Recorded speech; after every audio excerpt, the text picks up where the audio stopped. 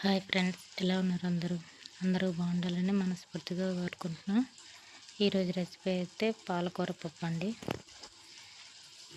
ముందు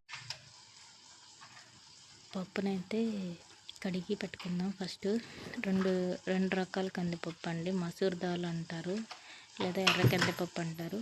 ఇది పసుపు కందిపప్పు ఒక కప్పు, ఎర్రది ఒక కప్పు తీసుకుందాం. కడుక్కొని అయితే పెట్టుకున్నాను.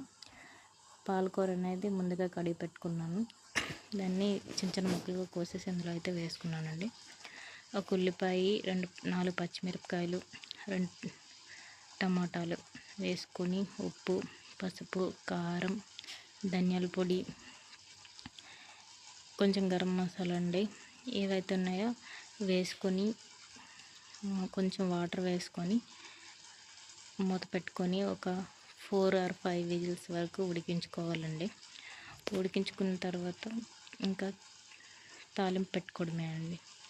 ఇలా కూడా పెట్టుకోవచ్చు. నెక్స్ట్ దీంట్లోనే కొంచెం చింతపండు పులుపు వేస్తే ఇంకా బాగుంటుంది. నెక్స్ట్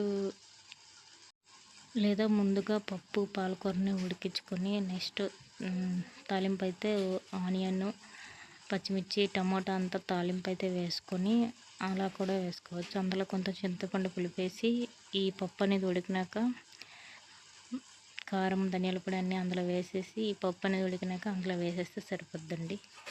అలా అయినా చేసుకోవచ్చు.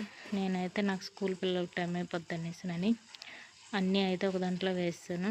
పప్పు ఇగోండి తాలింపు వేసుకుంటున్నాను. లాస్ట్లో ఏం లేదు, వెల్లుల్లిను, ఎండుమిర్చి, కరివేపాకు తాలింపు వేసుకోవడమే. కొత్తిమీర అయితే వేయను, ఎందుకంటే పాలకూర అనేసినని వేయను. వీళ్ళు ఏమో తినరు, మా పిల్లలు అయితే అసలు తినరండి. అన్నిటికీ అదా ఇదా అని అంటారు. అందుకనేసి ఇలా అయితే చేస్తే కొంచెం తింటారు బాగా అనేసినని ఈ పప్పునైతే చూడండి తీసేసి మొత్తం పప్పు కాంతో అయితే కలుపుకున్నాను.